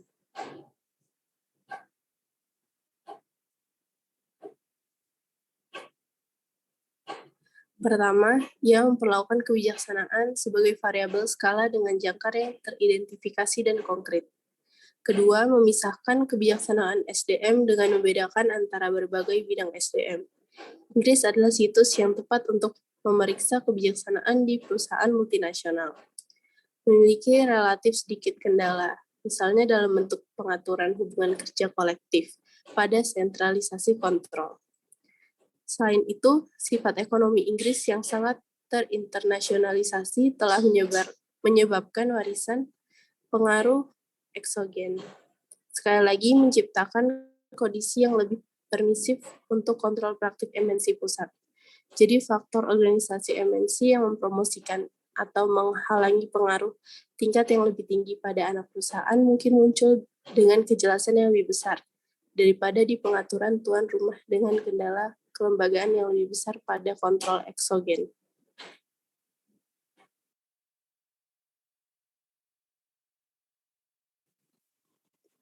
Yang selanjutnya, permasalahan.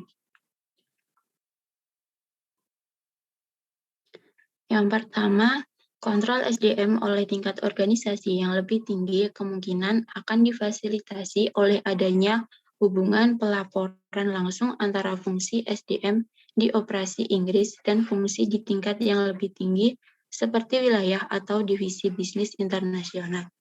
Hubungan semacam itu menyediakan saluran potensial untuk transmisi kebijakan dari atas ke bawah, untuk pengawasan implementasi kebijakan, dan untuk intervensi direktif jika perlu. Yang kedua, kontrol kantor pusat mungkin bergantung pada keberadaan badan pusat untuk mengidentifikasi persyaratan kebijakan sumber daya manusia dan mendorong pengembangan kebijakan. Badan-badan ini kemungkinan besar terkait dengan orientasi pada penciptaan dan implementasi kebijakan SDM untuk penerapan lintas negara. Next.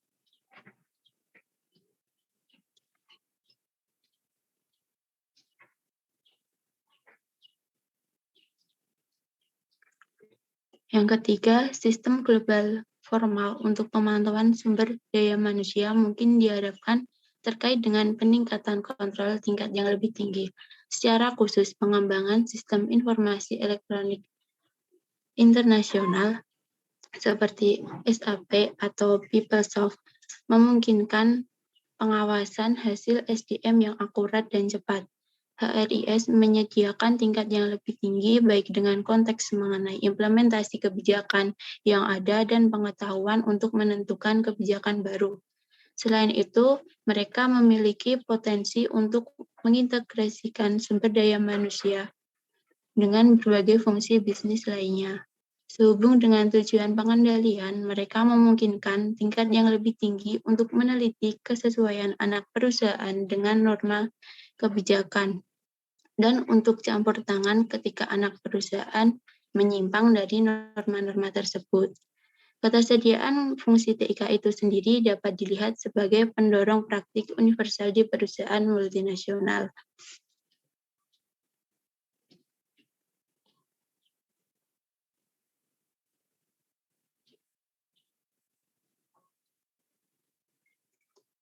Yang keempat, HRIS memfasilitasi pemantauan area spesifik sumber daya manusia.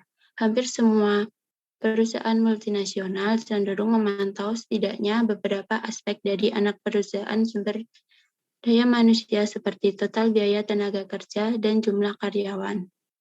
Tampaknya masuk akal untuk mengharap bahwa perusahaan multinasional akan memantau lebih dekat area kebijakan di mana mereka ingin menggunakan kontrol pusat dibanding dengan area di mana mereka dengan senang hati menyerahkan otonomi kepada anak perusahaan.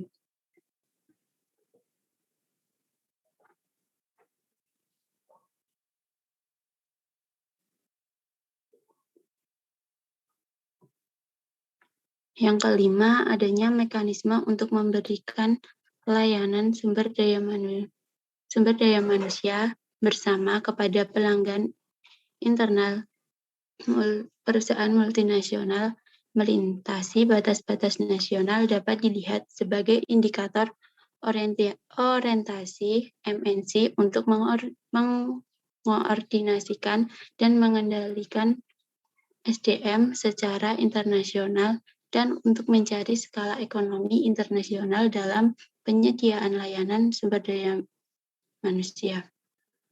Karena skala ekonomi akan dirusak oleh upaya anak perusahaan untuk mengembangkan kebijakan mereka sendiri. Orientasi seperti ini kemungkinan akan mempengaruhi perusahaan terhadap pengembangan kebijakan terpusat untuk memaksimalkan manfaat sentralisasi dan standarisasi dan meminimalkan biaya otonomi anak perusahaan.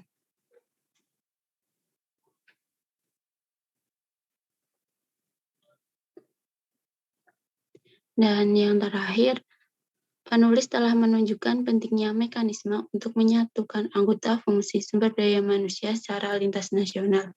Ini mungkin pertemuan berkala, gugus tugas internasional, grup virtual, dan forum lainnya. Meskipun mekanisme tersebut dapat membentuk jaringan horizontal dan dikaitkan dengan bentuk organisasi yang lebih hierarkis, mereka juga dapat memberikan peluang untuk kontrol atas ke bawah. Kontak memungkinkan kontrol pribadi informal oleh pusat atas aktivitas sumber daya manusia anak perusahaan dan memfasilitasi pertukaran pengetahuan dan jaringan. Seperti yang dikatakan Dickman dan Moeller, komunikasi dan koordinasi yang canggih diperlukan untuk mengidentifikasi keadaan internal dan eksternal di mana standarisasi IHRM dimungkinkan. Dengan mengembangkan keakraban anak perusahaan dengan perspektif perusahaan, jaringan sumber daya manusia dapat bertindak sebagai bentuk kontrol sosial.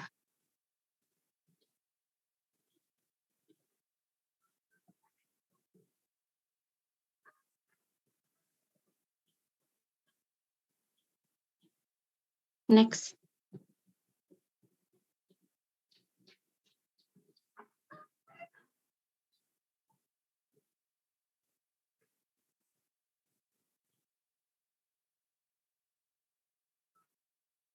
Selain itu, literatur kontrol menunjukkan bahwa mekanisme informal dapat melengkapi sistem kontrol formal seperti resep kebijakan dan pemantauan hasil. Mekanisme tersebut dapat berasal dari kontak pribadi dalam jaringan lintas negara. Literatur kontrol menunjukkan bahwa mekanisme informal dapat melengkapi sistem kontrol formal seperti resep kebijakan dan pemantauan hasil. Mekanisme tersebut dapat berasal dari kontak pribadi dalam jaringan lintas negara. Literatur kontrol menunjukkan bahwa mekanisme informal dapat melengkapi sistem kontrol formal seperti resep kebijakan dan pemantauan hasil.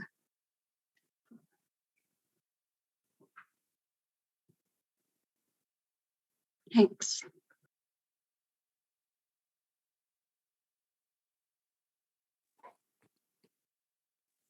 Baik, karena tadi sudah ada pengenalan dan juga masalah dari topik ini, maka di sini saya akan menyampaikan tentang result atau hasil penelitiannya.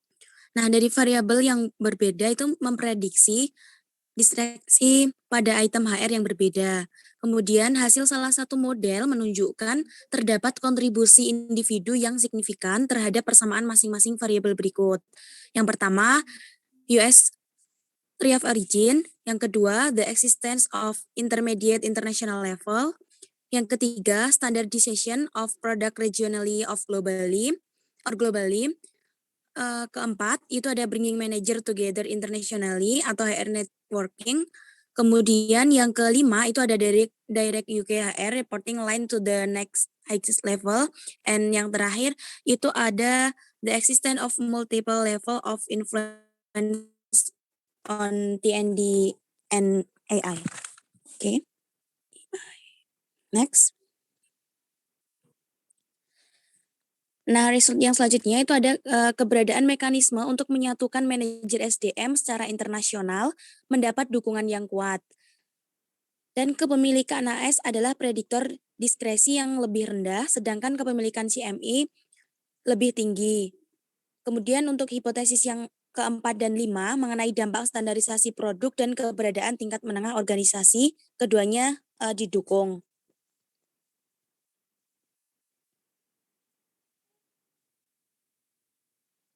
Nah, untuk permasalahan SDM sendiri yang berbeda akan memiliki tingkat diskresi yang berbeda secara signifikan. Hasil uji menunjukkan bahwa nilai diskresi berarti berbeda secara signifikan antara bidang SDM, dengan item kinerja memiliki diskresi yang lebih rendah daripada item rank and file. Selain itu, ada perbedaan yang signifikan antara item rank and file individu. Jadi, kebijaksanaan atas survei sikap dan informasi karyawan lebih rendah daripada pengakuan serikat pekerja atau konsultasi karyawan.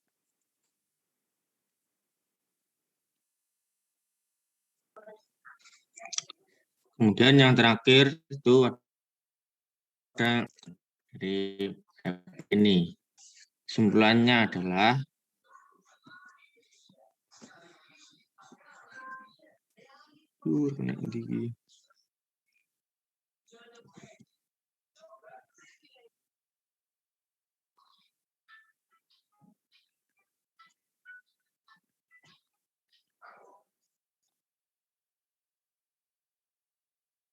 sebentar kok loading ya.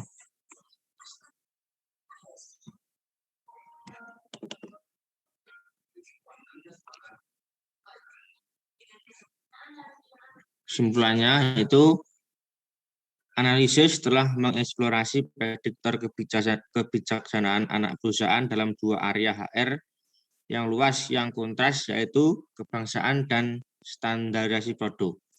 Keduanya itu penting dalam prediktor di dua area tersebut diskresi. Item lain yang signifikan dalam satu atau yang lain seperti struktur organisasi internasional dan beberapa variabel struktur SDM untuk manajemen kinerja, sektor untuk masalah peringkat dan file. Peran struktur SDM sangat penting. Aspek teknologi SDM dalam kontrol tampaknya berkorelasi penting dari kebijaksanaan anak perusahaan yang rendah. Keberadaan jaringan SDM internasional serta hubungan fungsional vertikal antara SDM di anak perusahaan dan pada tingkat organisasi yang lebih tinggi tampaknya menjadi kunci. Kemudian yang juga penting adalah berbagai tingkat yang lebih tinggi tersedia untuk memberikan pengaruh, setidaknya pada manajemen kinerja masalah. Dengan kata lain, hubungan sebab akibat tetap ambigu dan membutuhkan penelitian menggunakan berbagai metode yang berbeda, terutama studi kasus longitudinal yang mendalam. Kemudian ada sejumlah celah lain yang perlu dieksplorasi lebih lanjut dalam penelitian ini. Yang pertama yaitu pemberlakuan mekanisme formal kontrol SDM hidup berdampingan dengan bentuk, misalnya penggunaan ekspatriat dan budaya perusahaan. Kedua, masih terbatasnya penelitian tentang tingkat di mana kontrol atas anak perusahaan sudah diberikan. Yang ketiga yaitu apa atau bagaimana yang terjadi ketika tingkat yang lebih tinggi mengintervensi pembentukan SDM tingkat anak perusahaan. Kemudian yang kemudian yang keempat yaitu temuan-temuan intervensi pasti dibatasi oleh pilihan negara tuan rumah. Akhirnya dan secara umum pertanyaan tentang seberapa jauh prediktor kebijaksanaan anak perusahaan dalam SDM berlaku untuk area fungsional lain dari aktivitas MNC, yaitu bahwa mungkin ada berbagai variabel prediktor seperti kebangsaan dan standarisasi produk atau layanan yang umum di seluruh area kebijakan fungsional yang berbeda. Ini menunjukkan bahwa prediktor kontrol pusat dapat bervariasi. Selain itu, temuan artikel ini adalah bahwa prediktor bersifat heterogen dalam area fungsional. Dengan demikian, penelitian masa depan di bidang fungsional manajemen lainnya harus memperhatikan diferensiasi internal dalam pola kontrol di seluruh masalah dalam area fungsional dan dalam kombinasi variabel yang memprediksinya. Sekian presentasi dari kelompok 6.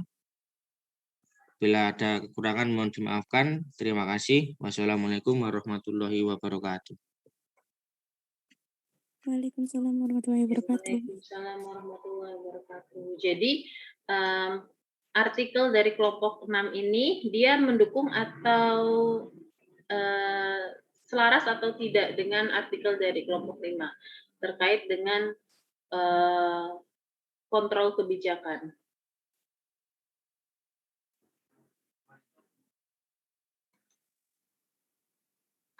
Gimana kesimpulannya kelompok 6?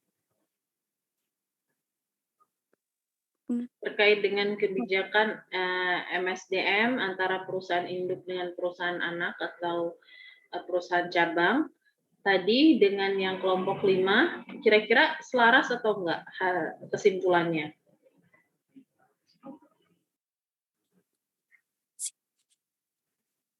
Tuh. Ya, putus-putus, Mbak.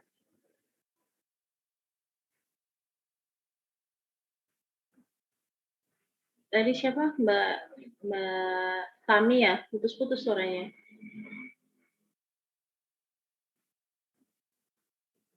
Gimana? Jadi kira-kira hasil penelitiannya sama nggak sih kelompok 6 tadi sama yang disampaikan sama kelompok 5?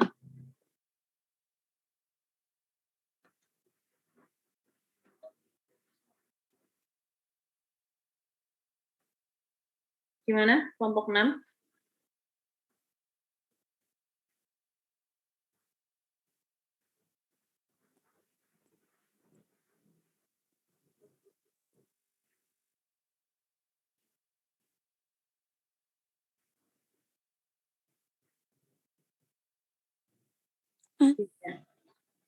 Gimana kelompok 6?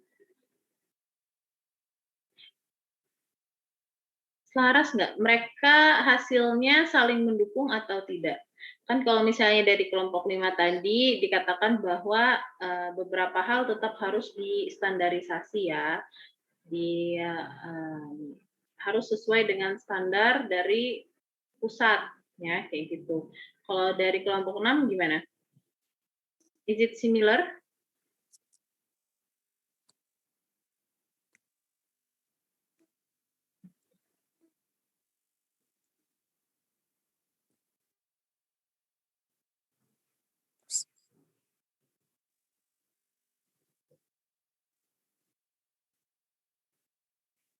Kalau dari teman-temannya jadi yang menyimak, sama nggak kesimpulan dari artikel 5 sama 6?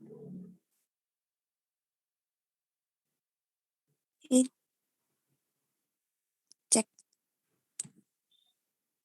Iya, gimana Mbak?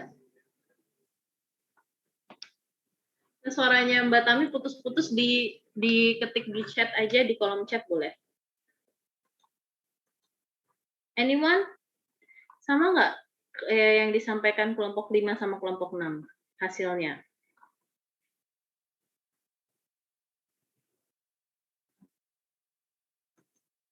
Saya boleh menjawab, Bu. Oke, silahkan Mbak Bernadetta.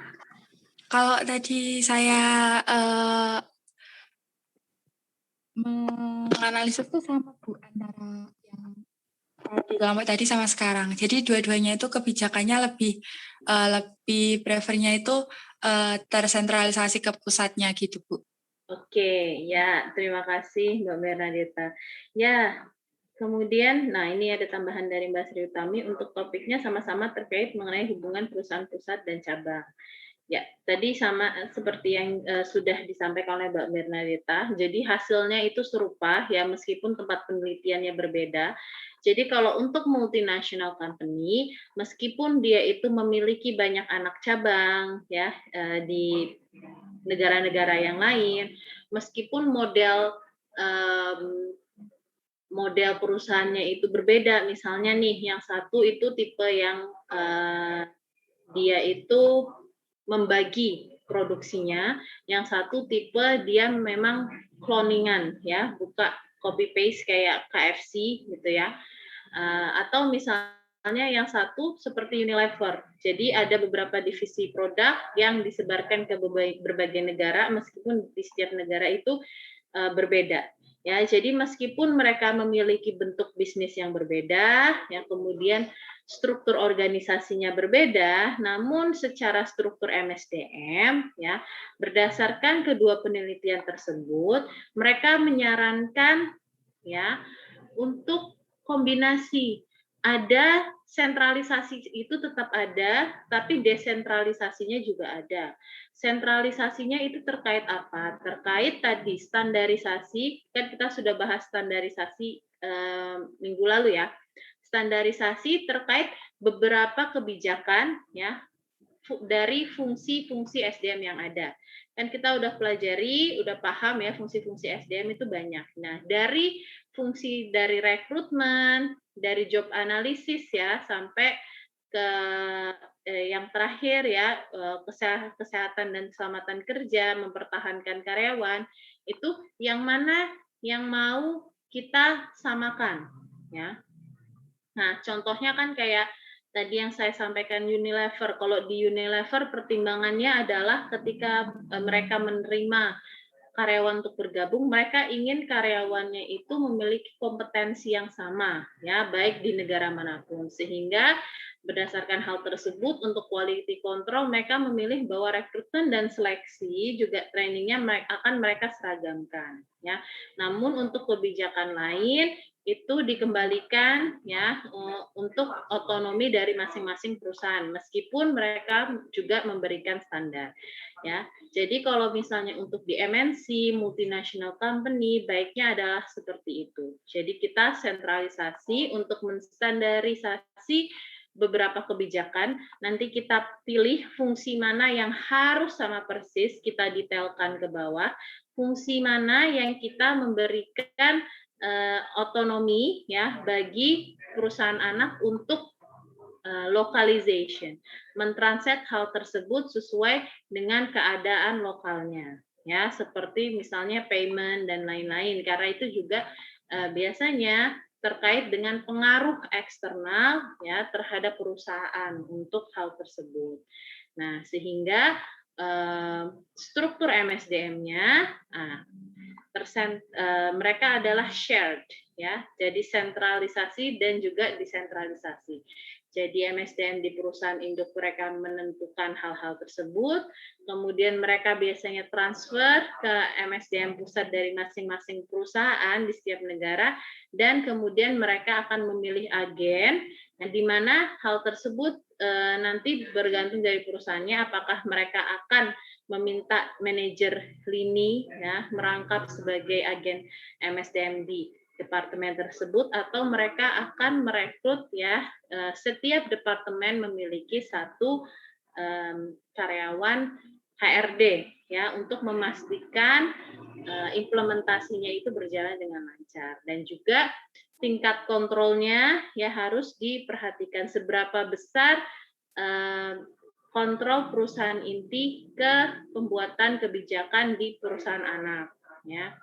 Kemudian tadi disampaikan juga ya bahwa kontrol itu juga harus diputuskan apakah kontrolnya sentralisasi atau desentralisasi. Apakah agen yang kita masukkan ke dalam tim itu merupakan agen kontrol atau tidak, ataukah decision making-nya itu mereka kembalikan ke pusat. Itu juga harus perhatikan. Nah, namun yang paling cocok bagi mereka adalah yang shared, yang tetap tersentralisasi, tapi untuk implementasinya desentralisasi. Oke. Nah, itu untuk struktur MSDM ya bagi perusahaan-perusahaan global. So I think that's enough for today. Since I have today I have another agenda to catch ya. Nanti kalau kalian ada pertanyaan ya bisa ditanyakan melalui grup WhatsApp.